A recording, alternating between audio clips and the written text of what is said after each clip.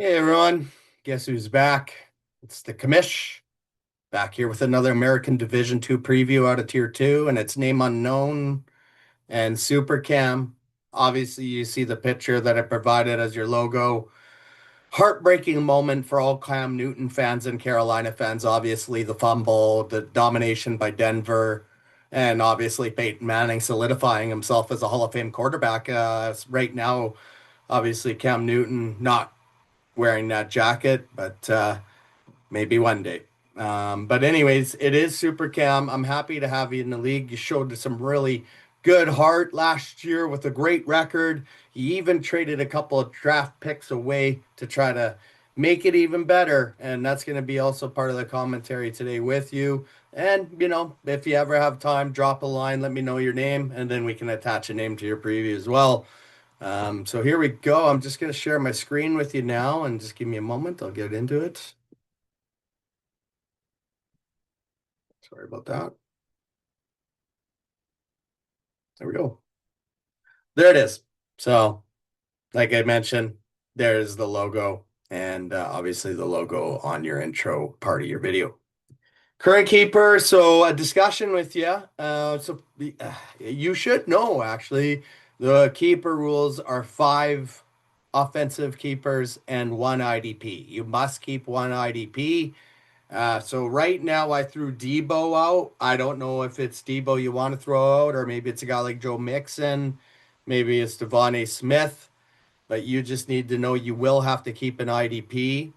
And that's been the rules for a while now. But looking at your keepers, Joe Burrow, let's face it, one of the best quarterbacks to have.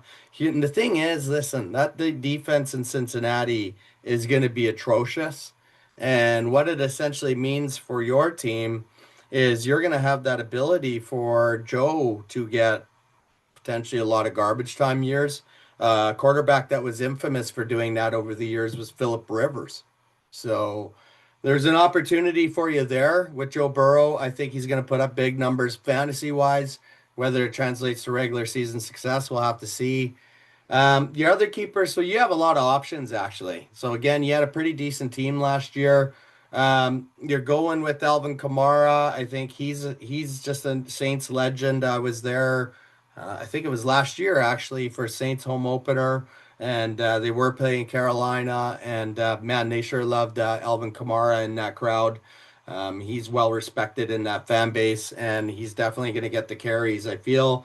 You also have other options like Nick Chubb just got signed by Houston, which also throws a dent into, well, what about Joe Mixon? So it's Joe Mixon and Nick Chubb now as part of Houston. So do you actually eliminate Joe Mixon and put a wide receiver in there like Debo, right? That's an option. Or you could put an aging veteran like Kelsey in if you think he's going to have one last hurrah. Ricky Pearsall could be another guy, although I think he does carry a fair amount of risk. But there's options there for you. Looking at it. Also, who else you have at keeper? Well, Malik Neighbors, right? We saw what this guy did as a rookie. He was the guy you wanted last year, not Marvin Harrison. I think Harrison's going to catch up a little bit this year, to be perfectly honest with you. But Malik Neighbors is there. Who's going to be throwing the ball? We don't know yet. But Russell Wilson likes to throw the moon, and Jameis Winston loves to throw, even if it's going to be an interception. So for you, I think Malik Neighbors is going to have another big year. And Devontae Smith is the other guy put in as keeper. We'll see. Super Bowl champ. Again, you have a lot of moving pieces that you can do, and I think you have a lot to think about. I'm happy that you set the keepers as is, but you definitely do have to keep an IDP. There's no way around that. That's the league rules. Who would you keep there? Maybe a guy like Robert Spillane, linebacker New England there. He could be the guy maybe that could get some volume tackles for you. I'll leave it up to you, but Spillane could be a potential keeper there for sure. Looking at your draft pick scenario, as I mentioned, you did throw or not throw, trade a couple of first rounders away, our first 10 rounders. So the rules in the league is you can trade 5 of your own first 10 rounds each year. And the reason why we do that is so if you do advance, the guy inheriting your team doesn't inherit a complete dumpster fire. Before the rule, I had people trading their first 14 round picks to move up, and it became a disaster to try to find owners to take over that team, right? I mean, you're looking at a 5 year rebuild, and which is why the 5 and 10 rule came into place.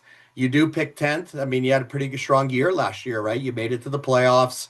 Unfortunately, lost in the first round, but seventh place finish, 9-5 record. That's pretty solid, and you just have to find a way to build off that. I know not having the first or those two picks in the first 10 rounds will affect you, the round 4 and 6. But you should still be able to find a pretty decent player at 10th pick, and around 11 and 14 isn't too far to drop. As far as those draft picks goes, it's not like you're picking round 29, 28. And I think the likely first pick, I mean, looking at the sleeper rankings, of course, with Jane Daniels and Collins still in the draft pool, which is I just find absolutely absurd. You can see you would run around the Quinson Judkins, Harvey, Caleb Johnson range. So that's why I mentioned you do have the option maybe to go with the additional wide receiver. Maybe you go Debo Samuel. I'm hearing big things about him in camp. And Terry McLaurin is having issues with the contract there in Washington. So Debo's getting a lot of valuable reps.